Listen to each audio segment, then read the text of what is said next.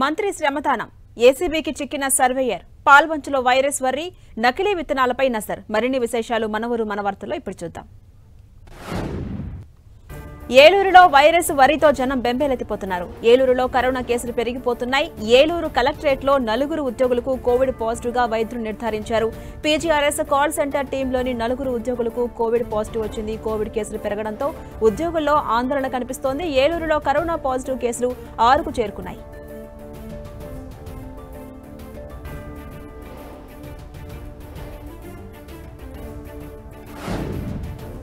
భద్రాద్రి కొత్తగూడెం జిల్లాలో కరోనా కలకలం రేపుతోంది. పాల్వంచ కేటీపీఎస్ కర్మాగారంలో పనిచేస్తున్న వ్యక్తికి కరోనా పాజిటివ్ గా తేలింది. బాధితుడిని ఆసుపత్రికి తీసుకెళ్లగా వైద్యులు కరోనా పాజిటివ్ గా నిర్ధారించారు. దీంతో కేటీపీఎస్ లో అధికారులు ఆంక్షలు విధించారు. కార్మికులు ప్రతి ఒక్కరూ మాస్కులు తప్పనిసరిగా ధరించాలని సూచించారు.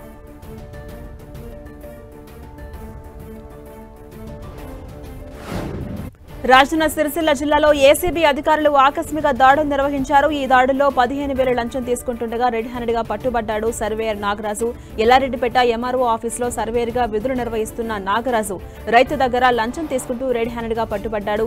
ఎల్లారెడ్డిపేట మండలం వెంకటాపూర్ గ్రామానికి చెందిన జక్కాపురం మల్లేశం అనే రైతు భూమి కొలతల సర్టిఫికేట్ కోసం సర్వేయర్ నాగరాజును ఆశ్రయించారు. మల్లేశం గతంలో ఇదే సర్వేయర్ కి కొలతల సర్టిఫికేట్ కోసం నాగరాజు 22,000 లంచం ఇచ్చినట్టుగా తెలుస్తోంది. చంద్రన్నపేట రైతు వేదిక దగ్గర మరో 15,000 లంచం తీసుకుంటూ ఉండగా ఏసీబీ అధికారులకు రెడ్ హ్యాండెడ్ గా పట్టుబడ్డాడు నాగరాజు. పక్కా సమాచారంతో దాడులు నిర్వహించిన అధికారులు సర్వేయర్ నాగరాజును అదుపులోకి తీసుకున్నారు.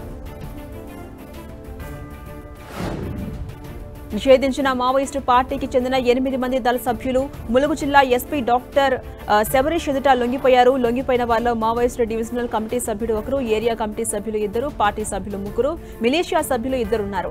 వీరంతా ములుగు జిల్లా ఎస్పీ ఆధ్వర్యంలో జనజీవన స్రవంతిలో కలిసిపోయారు. ప్రభుత్వం పోలీసులపై నమ్మకంతో లొంగిపోతున్నామని మావోలు తెలిపారు.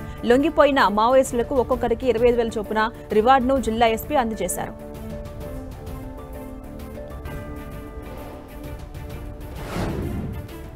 సంగారెడ్డి జిల్లా జిన్నారం, బొల్లారం పోలీస్ స్టేషన్ల ఆధ్వర్యంలో పీఎస్ కమిటీ మీటింగ్ నిర్వహించారు. బక్రీద్ పండుగ శాంతియుతంగా జరుపుకోవాలంటూ డీఎస్పీ ప్రభాకర్ సూచించారు.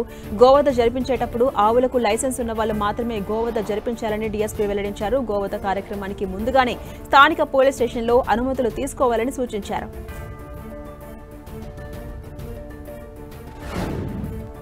అధికారుల నిర్లక్ష్యం వల్ల ములుగు జిల్లా తాడ్వాయి మండలం కాటాపూర్ రైతులు తీవ్రంగా నష్టపోతున్నారు. ధాన్యం కొనుగోళ్ల విషయంలో అధికారుల నిర్లక్ష్యానికి చేతికొచ్చిన పంట తడిసి ముద్దైపోయింది. ఇటీవల కురిసిన భారీ వర్షాలకు ధాన్యం మొత్తం తడిసిపోయింది. వర్షాలు రాకముందే కొనుగోలు చేయాలంటూ సంబంధించిన అధికారులను వేడుకున్నా పట్టించుకోలేదంటూ రైతు వాపోయారు. అధికారుల నిర్లక్ష్యంతో తడిసిన ధాన్యం మొలకొచ్చిందని రైతు ఆవేదన వ్యక్తం చేశాడు. అధికారులు ఇప్పటికైనా స్పందించి మొలకొచ్చిన ధాన్యాన్ని కొనుగోలు చేయాలంటూ డిమాండ్ చేశారు.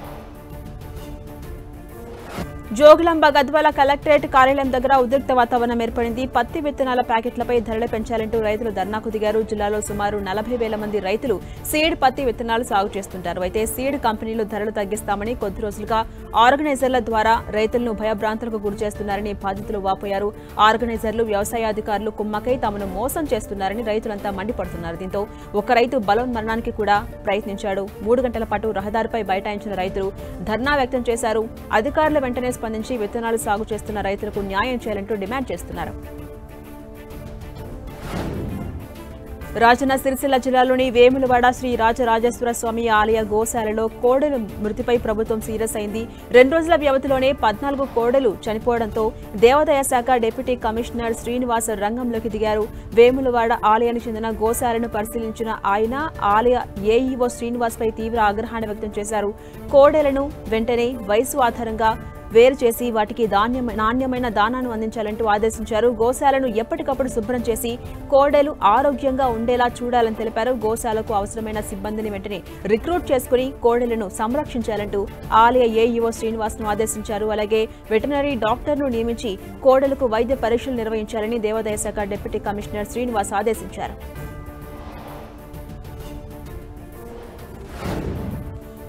వృద్ధులు, వితంతువులు, దివ్యాంగుల కళ్లలో ఆనందం చూడటమే లక్ష్యంగా కూటమి ప్రభుత్వం పెన్షన్లను పంపిణీ చేస్తుందని మంత్రి నారాయణ పేర్కొన్నారు. నెల్లూరు 3వ డివిజన్ జాఫర్ సాహెబ్ కాల్వగట్టుపై మంత్రి నారాయణ స్వయంగా లబ్ధారులకు పెన్షన్లు పంపిణీ చేశారు. 1వ తేదీ ఆదివారం కావడంతో ఒకరోజు ముందుగానే పెన్షన్ల పంపిణీ కార్యక్రమం కూటమి సర్కార్ చేపడుతుందని మంత్రి తెలియజేశారు.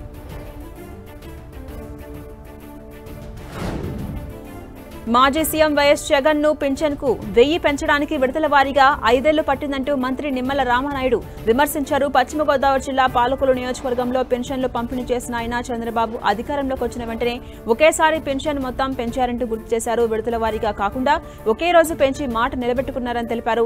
రంగులపై జగన్ పెట్టిన శ్రద్ధ వృద్ధులు, వితంతువులు, దివ్యాంగులపై పెట్టలేదని విమర్శించారు. దేశంలో ఎక్కడా లేని విధంగా ఒక్క ఏపీలోనే పెన్షన్ల పంపిణీ జరుగుతోంది అన్నారు మంత్రి నిమ్మల.